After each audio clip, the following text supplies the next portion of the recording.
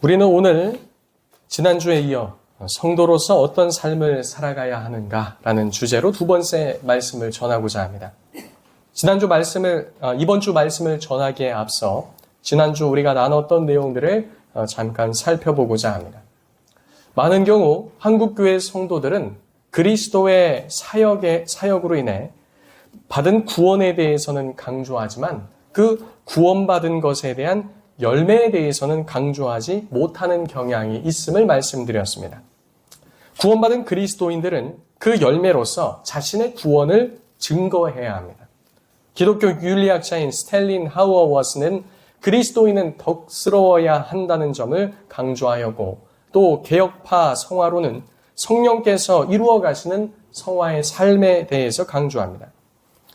지난 시간에 살펴보진 않았지만 19세기의 유명한 설교가요, 또한 신학자인 조나단 에드워즈는 참된 미덕의 본질이라는 저서를 통해 그 그리스도인들이 가진 참된 미덕의 중요성을 강조했습니다.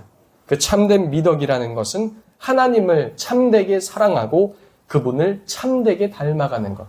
이 세상에서의 미덕 중에 참된 미덕은 무엇인가? 하나님 사랑과 그분을 닮아가는 것이다. 이것을 그 19세기 당시 도덕 철학자들이 말하는 미덕에 대해서 오히려 진짜 배기가 무엇인지 논증한 바 있습니다.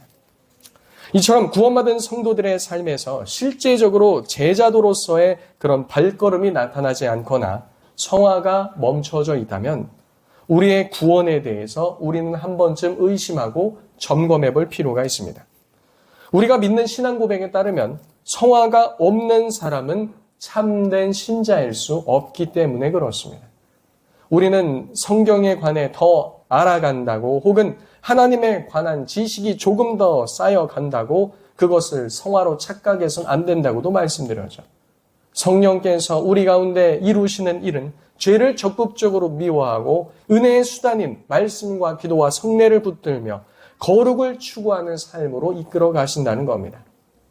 방금 나열한 내용들이 우리 삶에 나타나지 않는다면 우리는 그저 종교인일 수도 있습니다. 베드로전서 1장 1절에서 2절은 우리가 예수 그리스도를 통해 우리에게 거룩하심에 참여하게 된 우리는 나그네 뿐임을 알려주고 있습니다. 하나님께서 거룩함에 참여하게 하신 이유는 죄사함을 받은 우리로 정결한 삶을 유지시키기 위함임을 또 1장 2절은 말하고 있죠. 정결한 삶의 지속적 유지라는 것은 곧 죄를 미워하고 그리스도의 말씀에 순종함으로써 말씀이 삶을 통해 드러나게 되는 것을 말합니다. 이것을 통해 하나님의 거룩하심이 우리의 삶을 통해 어떻게 나타나는지를 말씀드렸습니다.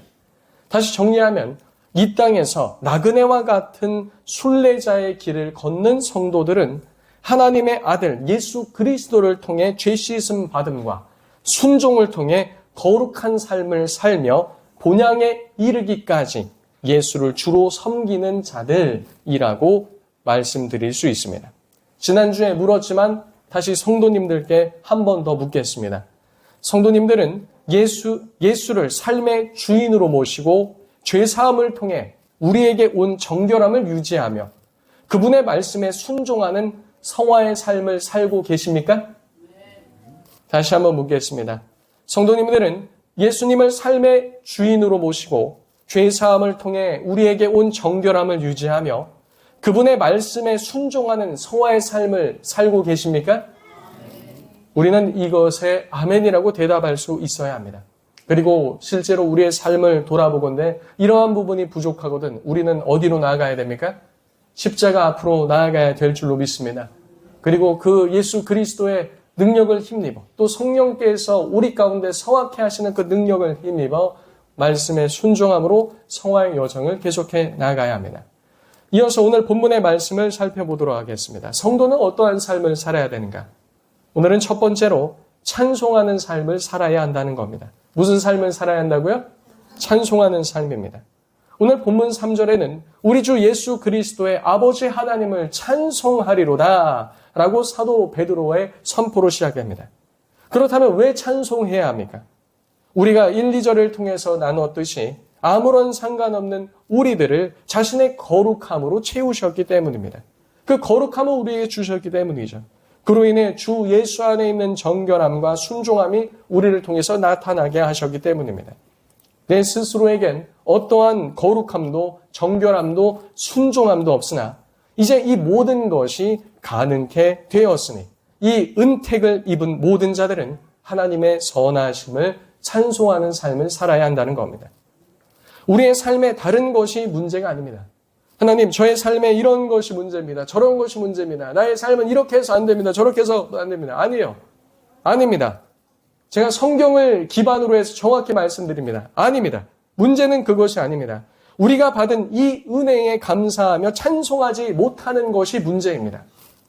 어떤 면에 있어서 우리는 왜 감사와 찬송을 하지 못하는 것인가? 첫 번째로 우리가 받은 것이 무엇인지 알지 못하는 것일 수도 있고 그것이 아니라면 현재의 삶에 내가 매몰됐기 때문에 은혜를 잊어버려서 그럴 수도 있다는 겁니다.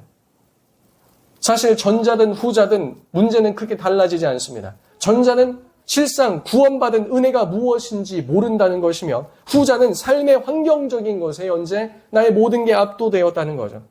받은 은혜는 알고 있으나 지식으로는 알고 있으나 혹은 이전에 경험적으로 알고 있으나 그 은혜가 삶을 압도할 만큼 되지 못한다는 겁니다.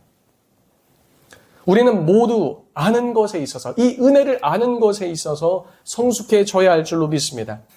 우리가 그렇게 하나님을 찬송해야 하는 이유는 본문에서 이어서 말해줍니다. 그 이유는 우리가 무엇을 받았는가에 있지 않다는 겁니다. 우리가 무엇을 받았는가? 우리가 먼저는요, 하나님께로부터 우리가 구원을 받았다. 이것 이전에 우리가 먼저 바라봐야 될 것이 있습니다. 더 중요한 것은 무엇이냐면 하나님 아버지의 긍휼하심이라는 겁니다. 무엇이라고요? 하나님 아버지의 긍휼하심. 이 긍휼하심이란 하나님께서 자신의 피조물들이 겪는 고통을 외면하지 않으시고 그 고통에 깊이 공감하시며 구원의 계획을 세우시고 실제로 그들을 구원해 내신다는 뜻입니다. 긍휼은 죄와 고난 가운데 건져주시는 하나님의 행동을 말합니다. 그래서 우리가 찬송해야 할 가장 근본적인 이유는 우리에게 어떠한 것을 주셨다, 베푸셨다, 우리가 소유했다라는 것에 있지 않고 오직 하나님 한 분께 있는 줄로 믿습니다. 우리가 하나님을 찬송해야 되는 이유는 어디에 있다고요?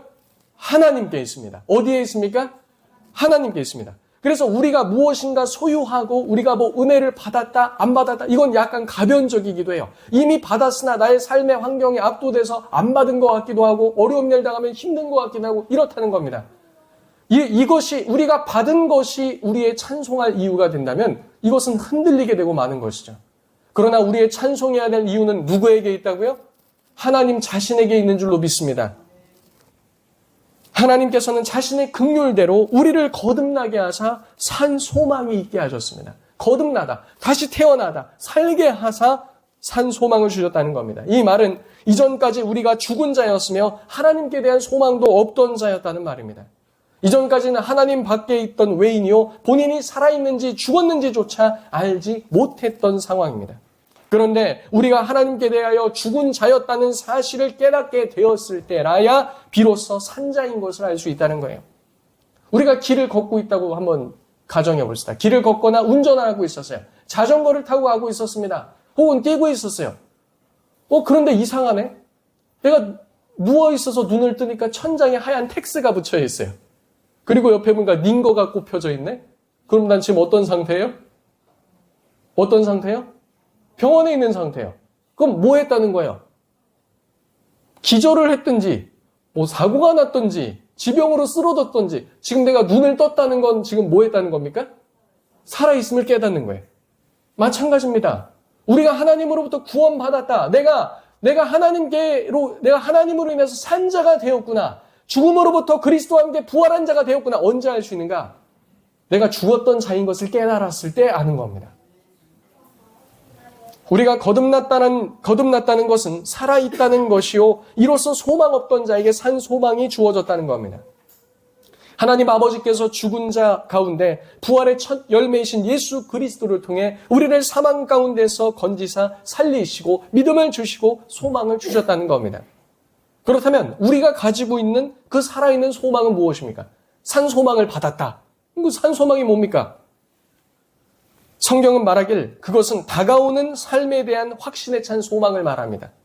다시 말하면 천국을 바라보며 살아가는 삶의 기쁨을 말하는 거죠. 우리가 예수님을 믿은 다음에 우리의 장래일에 있는 이 땅에서의 잘 먹고 잘 사는 일이 우리의 소망이 아니라는 겁니다. 무엇이 소망이라고요? 천국을 바라보면서 사는 것이 우리의 삶의 소망임을 성경은 분명히 이야기하고 있는 줄로 믿습니다. 사랑하는 성도님들의 삶 가운데 그 천국을 사모하고 기다리고 갈망하는 그 기쁨이 있으십니까? 다시요. 성도님들 삶 가운데 그 천국을 사모하고 기다리며 갈망하는 기쁨이 있으십니까? 그냥 머릿속으로 있다 이걸 물어보는 게 아니라 진짜 있냐 이걸 묻는 겁니다. 오늘날 우리들의 삶을 돌아보면 많은 성도들이 이 산 소망을 가지고 살지 못하는 경우가 많습니다. 왜 그럴까요? 우리는 알아요. 천국에 갈 것. 와, 걔는 기쁘다. 그냥 머릿속에 생각이에요. 별로 안 기쁘거든요, 사실은. 근데 왜 그렇게 살까요? 제가 볼 땐 여러 현실적인 이유로 인해 영원한 소망이 점점 흐릿해져 가는 것을 삶에서 경험하고 있다는 겁니다. 아마 그 원인 중 대표적인 것 하나는 경제적 불안과 생계의 무게라고 할 수 있습니다.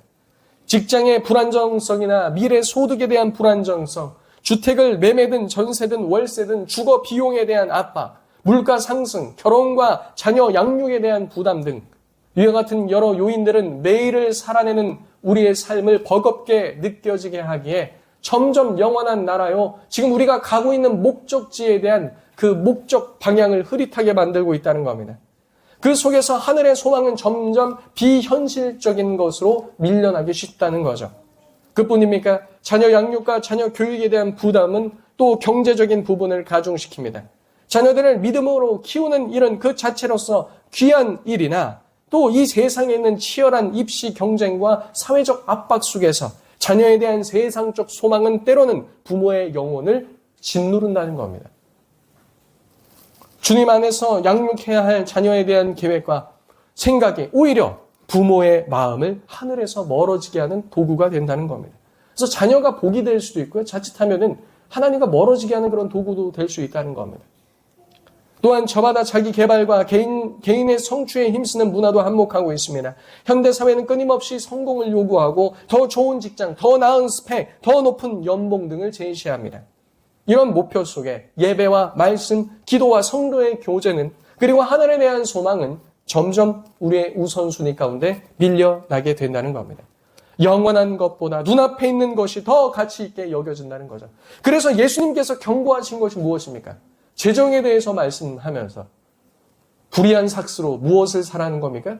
영원에 대한 것으로 바꿔놓으라는 겁니다. 이 세상에 있는 것들을 자꾸 무엇으로 바꿔놓으라고요? 영원에 대한 것으로. 지금도 전 세계적인 경제 위기가 올 것 같다, 국내도 어떻다, 저떻다 하니까 여러 경제학자들이 말하는 게 뭐예요? 그 가치가 하락되지 않을 걸로 빨리 그 재화를 전환시켜야 이런 얘기들을 하거든요. 예수님께서도 그 말씀을 하신 겁니다. 이 세상 썩어질 것, 없어질 것, 그리고 영원한 관점에서 가치 없는 것들로 빨리 우리에게 시간이 있을 때 영원한 것들을 준비하라는 거예요. 근데 어떤 면에 있어서 우리들의 인생은 우리들의 영원한 시간 속에서 그것을 바꾸어 가치 없는 것들로 만들고 있는 것은 아닌지 모르겠습니다. 그 외에도 미디어 그리고 SNS의 영향으로 우리는 매일같이 지금 여기의 삶을 아름답게 포장해 나가고 있습니다. 그 속에서 천국에 대한 갈망보다 이 땅에서 어떻게 더 예쁘게, 더 잘, 더 멋지게 사는 것을 갈망하며 소망하는 것이 우리의 모델이 되었다는 겁니다. 그러나 성경은 그 소망이 무엇인지 분명하게 말하고 있습니다. 그것은 우리가 성도로서 어떻게 살아야 될지를 지금 보여주는 겁니다. 바로 썩지 않고 더럽지 않고 쇠하지 않는 유업을 바라는 삶이라는 것이죠. 이것이 바로 오늘 본문에서 성도가 어떻게 살아가야 되는지 우리에게 가르쳐주는 두 번째입니다. 다시 한번요. 썩지 않고 더럽지 않고 쇠하지 않는 무엇을 바라라? 그 유업을 바라라는 겁니다. 여기서 말하는 유업은 물질적이며 유형적이고 지상적인 것이 아닙니다. 비물질적이고 무형적이며 그리고 하늘에 속한 것입니다. 사도 야고보는 2장 5절에 이렇게 말합니다. 내 사랑하는 형제들아 들을지어다. 하나님이 세상에서 가난한 자를 택하사 믿음에 부유하게 하시고 또 자기를 사랑하는 자에게 약속하신 나라를 상속으로 받게 하지 아니하셨느냐. 야고보는 하나님께 하나님께서 우리의 믿음을 부욕해 하신다고 말합니다. 가난한 자들을 택하사 어떻게 하신다고요? 그들의 무엇을 부욕해 하신다고요? 믿음. 따라해 봅시다. 믿음. 믿음을 부욕해 하신다는 겁니다. 믿는 가난한 자들을 택하사 그들의 호주머니를 가득 채우신다고 말씀하시는 것이 아닙니다.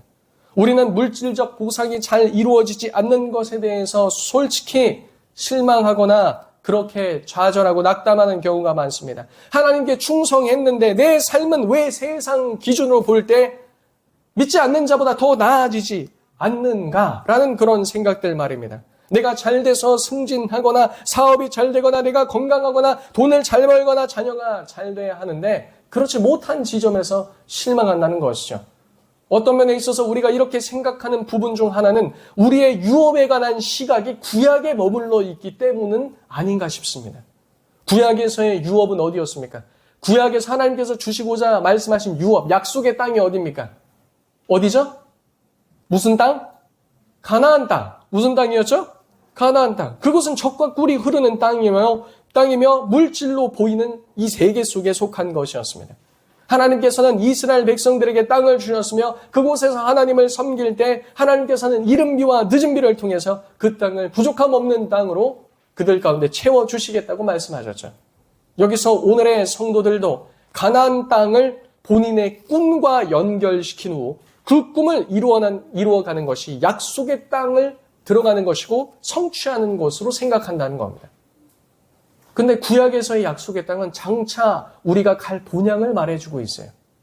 그리고 구약을 통해서 말하는 것은 그 본향은 이 땅에 있지 않다는 것으로 끝나는 겁니다. 어떻게 됐죠? 구약에서 어떻게 됐습니까? 포로로 끌려갔잖아요. 없어지잖아요. 그리고 회복했지만 이 땅은 어떻게 되죠? 바벨론에게도 짓밟히고 그리고 로마에게도 짓밟히고 그리고 나중에는 없어지지 않습니까? 우리의 소망이 이 땅에 있지 않다는 겁니다. 그래서 성도들은 그런 차원의 열심을 내고 열심을 가지고 하나님을 섬깁니다. 꿈을 이루기 위해 애쓰고 결국 잘 먹고 잘 사는 것을 통해 하나님으로부터 복을 받고 성취하는 것처럼 오해를 하곤 하죠. 구약에서 약속의 땅에 들어가는 것을 꿈과 연결시켜서 그래 나의 꿈을 이루는 것이 약속의 땅에 들어가는 거면 그 꿈을 통해서 잘 먹고 잘 사는 것, 젖과 꿀이 흐르는 삶을 사는 것이 복받은 삶이다. 잘못된 가르침입니다. 신약에서는 이제 그 약속의 땅이 유대 땅에 있는 것이 아니라 유대 지역에 있는 것이라 아니라 하늘에 속해 있음을 말하고 있습니다. 구약에서는 그 땅에 들어가기 위해 홍해를 건넜고 요단을 건넜던 것과 같이 신약에서는 우리는 그 땅에 들어가기 위해서 예수를 믿고 세례를 통과합니다. 세례는 그리스도와 함께 죽고 사는 것을 말하는 겁니다. 그냥 여기서 믿습니까? 서약하고 물 뿌리는 게 세례가 아니에요. 삶에서 그 죽음을 통과한 자, 그리스도와 함께 죽고 그와 함께 부활하여 살아가는 자, 그 자가 바로 그 물을 통과한 자라는 겁니다. 그와 같이 죽음에도 동참한 자가 함께 영광에도 동참할 것임을 사도 바울은 말하고 있습니다. 우리는 그리스도의 세례 아래로 통과한 다음에 고난과 척박함이 있는 광야와 같은 인생길을 걸어 하나님의 본향까지 인도함을 받는다는 겁니다. 이스라엘 백성들 왜 실패했습니까? 홍해바다 걷는 다음에 어디로 바로 들어갈 줄 알았어요? 가나안 땅. 가나안 땅 들어가면 레드카펫 쫙 깔려있고 거기서 막 잔치상에서 막 포도와 과일들 막 바나나 이런 것들이 있으면서 고기 잡혀있으면서 식사하십시오. 그럴 줄 알았나 봅니다. 그들에게 주어진 곳이 어디였어요? 광야였습니다. 예수님께서 세례를 받으신 후에 하나님의 아들인 것을 인치시며 성령께서 예수님 가운데 충만함으로 임하셨습니다. 이렇게 보여주셨어요. 그 다음에 성령께서 예수님을 내모셨어요. 인도하신 게 아니라 내몰았습니다. 어디로 내몰았죠? 어디로 내몰았습니까? 광야로. 예수님은 거기서 무엇 하셨죠? 40일간 주야로 금식하시면서 시험을 받으셨습니다. 그렇게 금식하고 고난을 당한 것처럼 우리도 이 땅에서 고통과 힘든 일이 있으나 주께서 우리와 함께 하심을 믿고 나아가야 한다는 겁니다. 이스라엘 백성이 광야에 있을 때 누가 함께 하셨죠? 하나님이 함께 하시면서 그들을 먹이시고 입히신 줄로 믿습니다. 예수님께서도 하나님의 아들로서 광야로 내몰림을 받아서 거기서 고난을 당하신 것처럼 우리도 그와 같이 세례를 통과한 이후에 어디를 걸어간다는 겁니까? 본향을 향해 나아가는 과정 가운데 그러한 일들이 있다는 겁니다.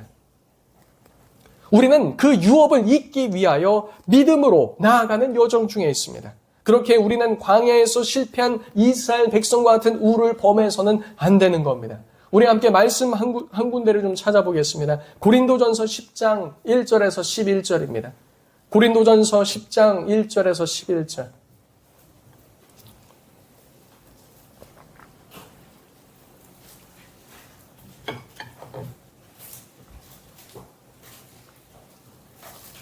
고린도전서 10장 1절에서 11절.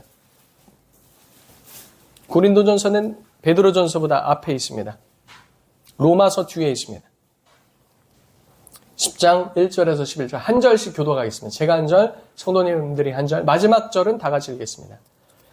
형제들아, 나는 너희가 알지 못하기를 원하지 아니하노니 우리 조상들이 다 구름 아래 있고 바다 가운데로 지나며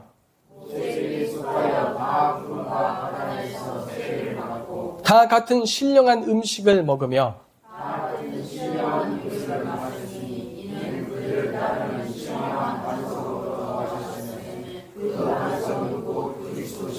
그러나 그들의 다수를 하나님이 기뻐하시지 아니하셨으므로 그들이 광야에서 멸망을 받았느니라.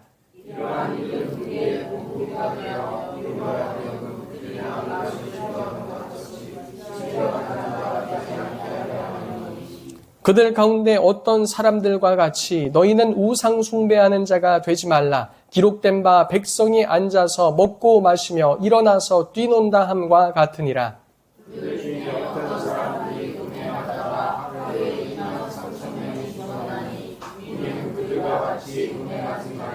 그들 가운데 어떤 사람들이 주를 시험하다가 뱀에게 멸망하였나니 우리는 그들과 같이 시험하지 말자.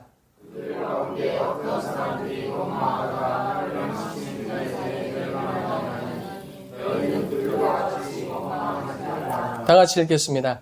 그들에게 일어난 이런 일은 본보기가 되고 또한 말세를 만난 우리를 깨우치기 위하여 기록되었느니라. 아멘. 이 모든 일이 누구를 위해 기록되었다고요? 말세를 만난 누구에게? 우리를 깨우치기 위해 기록되었다는 겁니다. 우리가 이 땅에서 하나님께서 기뻐하지 않은 일들을 하다가 멸망 가운데 처한 자들과 같이 될 수 있음을 성경은 기록하고 있습니다. 우리가 지금 다 같이 이곳에서 본향을 향해 나아가고 있는데 우리는 이와 같은 우에 빠져서는 곤란한 것이죠. 이전에 다른 설교를 통해서도 성도님들께 말씀드렸듯이 약속의 땅은 단지 우리가 죽어서 가는 것이 아닙니다. 약속의 땅은 이스라엘 백성이 단지 가나안이라는 지역에 들어가서만 들어가는 것이 아닙니다. 지금 주와 함께 동행하는 곳이 바로 약속의 땅인 줄로 믿습니다. 그게 약속의 땅이에요. 광야에서 뭐가 내렸죠? 만나가 내리고 반석에서 물이 나왔어요. 그 그림은 뭐와 같다고 했습니까? 에덴 동산의 모습과 같다고 그랬어요. 주와 함께 있는 곳이 바로 하나님 나라인 줄로 믿습니다. 그래서 여기 있다 저기 있다 못하는 겁니다. 주께서 계시는 곳에 주의 나라가 있는 것이죠. 썩지 않고 더럽지 않고 쇠하지 아니하는 그 유업은 그래서 하나님 안에 있는 것입니다. 그러므로 사랑하는 성도님들, 우리에게 놀랍고도 영광스러운 유업을 주셨으며 장차 주실 하나님을 바라보며 살아가는 우리 모두 되었으면 합니다. 하나님께서는 그 유업이 빼앗기지 않도록 하늘에 간직하고 계신다고 말씀하십니다. 구약의 그 땅은 어떻게 됐죠?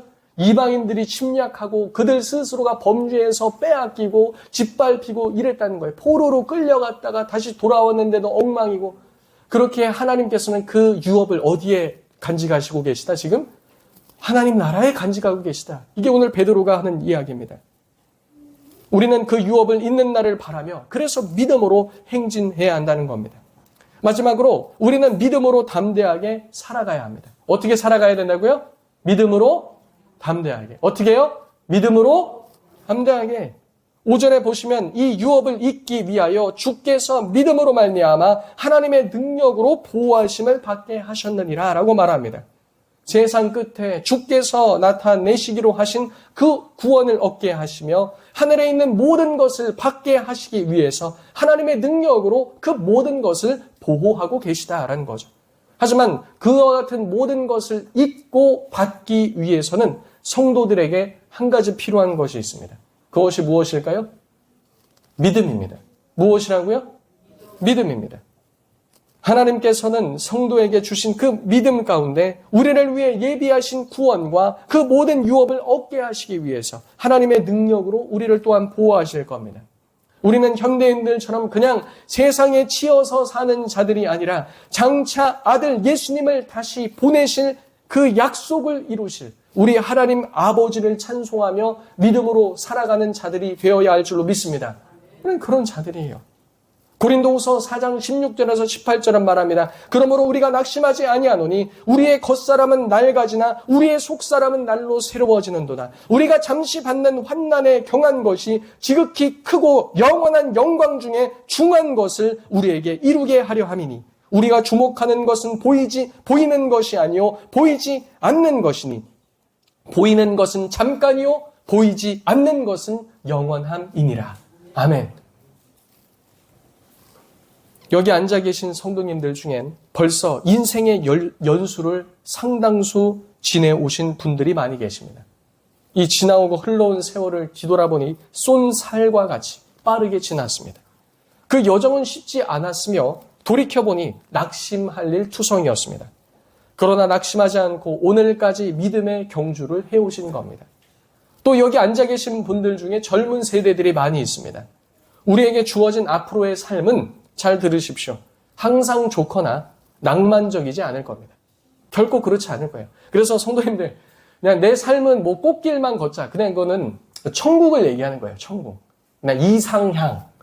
이 세상에서 꽃길만 걷는 사람이 도대체 어디 있습니까? 그 걷죠. 꽃길 걷죠. 꽃은 폈다가 어떻게 되죠? 우리 교회 2층 올라가는 길에 있던 꽃들 다 어디 갔죠?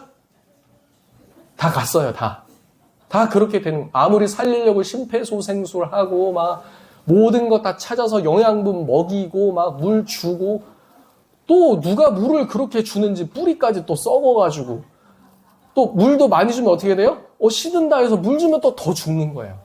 결국 어떻게 되는 거죠? 그냥 죽는 겁니다. 우리의 삶은 그렇게 낭만적이지가 않습니다. 야곱이 바로 왕 앞에 섰을 때 한 말과 같이, 무엇이라고 말했죠? 나는 험악한 세월을 살았다. 우리 인생은 그렇다는 거예요. 여기 앉아 계신 모든 연세 있으신 성도님들 그렇지 않습니까? 은혜 가운데 왔지만 뒤돌아보면 험악한 세월이었어요.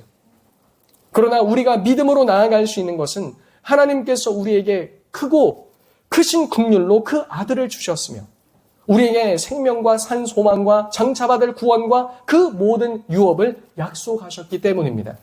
사랑하는 성도님들, 그러므로 믿음으로 어깨를 쫙 펴고 시선은 어디에 고정하고? 하늘에 고정하고 믿음으로 행진하는 저와 성도님들 다 되셨으면 합니다. 이 세상은 원래 고통스러워요. 그래서 제가 저희 아이들 가르칠 때도 그렇게 얘기합니다. 뭐 갖고 싶어요? 아니야. 너 갖고 싶은 거 다 가질 수 없는 게 세상이야. 뭐 하고 싶어요? 아니야. 하고 싶어도 할 수 없는 게 원래 세상이야. 뭐 이렇게 하고 싶어요? 아니야. 그렇게 못하는 게 원래 세상이야. 아빠 엄마 힘들어요. 원래 힘든 게 세상이야. 저는 그렇게 가르칩니다, 진짜. 저는 제 인생도 되게 편하고 좋아 보이십니까? 힘듭니다. 힘들어. 그러나 아주 담대하게, 떳떳하게, 그리고 기쁨으로, 믿음으로 어깨를 활짝 펴고 기쁨에 걸어갈 수 있는 이유는 우리에게 무엇이 있기 때문이죠? 영원한 약속과 영원한 본향과 하나님께서 장차 주실 그 모든 것이 우리를 기다리고 있기 때문인 줄로 믿습니다. 이제 말씀을 정리하도록 하겠습니다. 우리는 지난주에 이어 성도들이 어떤 삶을 살아야 하는지에 대해서 살펴보고 있습니다. 오늘 살펴본 세 가지 중 첫 번째는 찬송하는 삶을 살아야 한다는 것입니다. 우리가 하나님을 찬송하는 삶을 살아야 하는 이유는 하나님 자신으로 인해서입니다. 그의 크신 긍휼로 우리를 죄와 사망의 권세에서 건지시기 위해 그 아들을 주심으로 우리는 거듭나고 산 소망을 얻게 됐습니다. 그렇게 우리는 하나님께 송축해야 합니다. 송축한다는 뜻이 뭐라고 그랬죠? 엎드려서 그분 앞에 완전히 마음으로 모든 걸 내어드리는 것.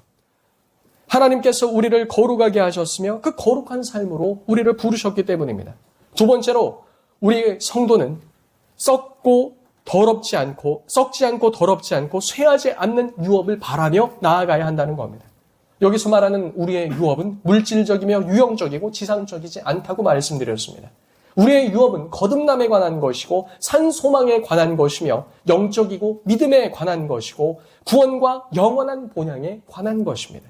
그렇게 우리는 이 땅에서의 풍요나 성공, 안락함을 추구함으로 썩어질 것을 생각하는 자가 아니라 취하지 않을 유업을 이을 자라는 점을 늘 생각하며 살아야 합니다.